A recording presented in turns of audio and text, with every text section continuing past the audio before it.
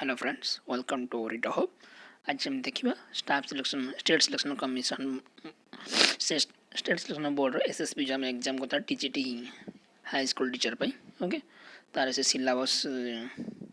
देछंती okay लिखा है notice regarding upload of model syllabus okay देखिए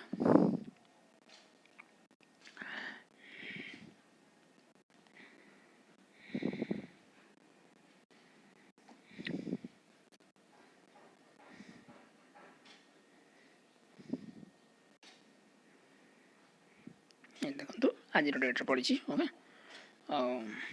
लिखा है कौन it is for the information of all prospective candidates that the model syllabus for the written examination a recruitment may have been uploaded in the official website upload है ना और written test will carry full marks 150 and number of question है कितने 100 multiple choice question है ना having equal weightage will be said equal weightage means हमारा से तो सब देखेंगे आपको ओके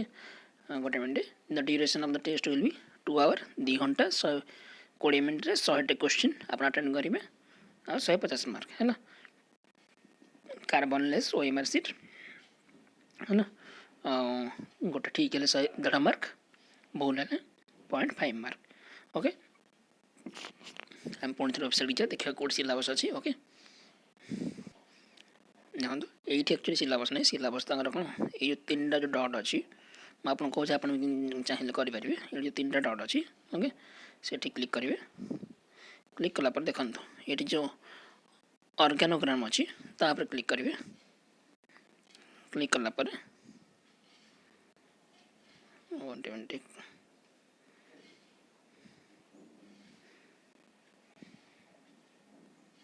ओके ऑर्गेनोग्राम क्लिक कले देखते ऊपर लिखा ऑर्गेनोग्राम तापर आसला ये तले देखते ये लिखाई सिलेबस ओके ये सिलेबस उपर क्लिक करवा सिलेबस आसला या पूर्व पीजीटी परीक्षा होता लेक्चर पोस्ट में एरा सब अच्छी लेक्चर पोस्ट सिलेबस अच्छी पीजीटी सिलेबस अच्छी आमर तले अच्छे model syllabus for recruitment our TGT Hindi teacher classical teacher okay तार हूँ ऑल सब्जेक्ट है समस्त में अच्छी देखा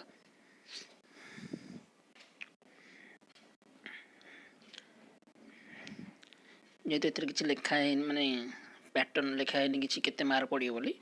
खाली मार्क लिखा है कौन के मार्क पड़े ओटेज लिखा है समस्त सामान ताने मैं फॉर एग्जाम्पल पीसीएम रखा ओके ये पेडागोजी गोटे पार्ट रोचे आम देखो ये सिलेबस पर पेडागोजी एंड इवैल्यूएशन है ए लर्निंग प्रोसेस बी ना 1 2 3 ए रा3टा यूनिट अच्छी सी रा3टा यूनिट अच्छी ओके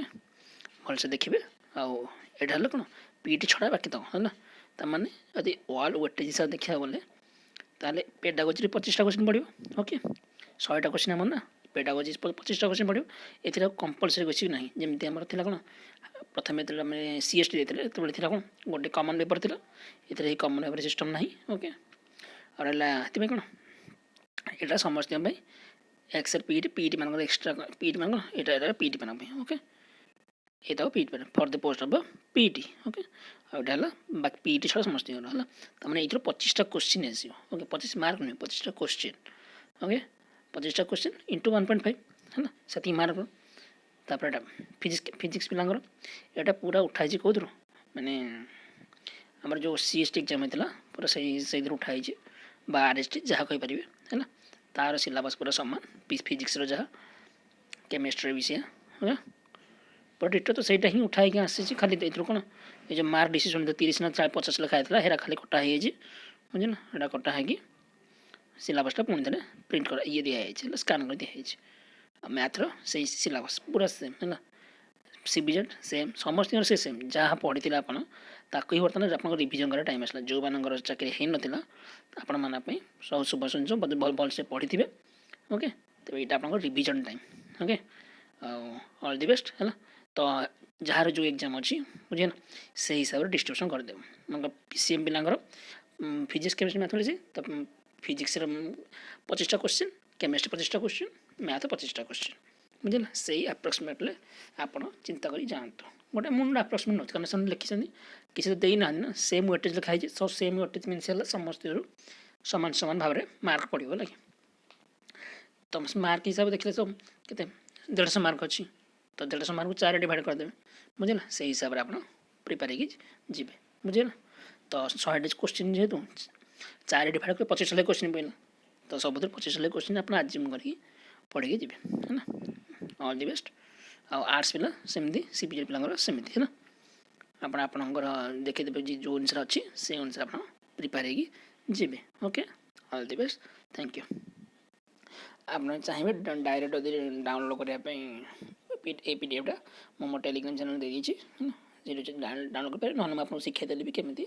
वेबसाइट डाउनलोड करेंगे बुझे ना all the best thank you.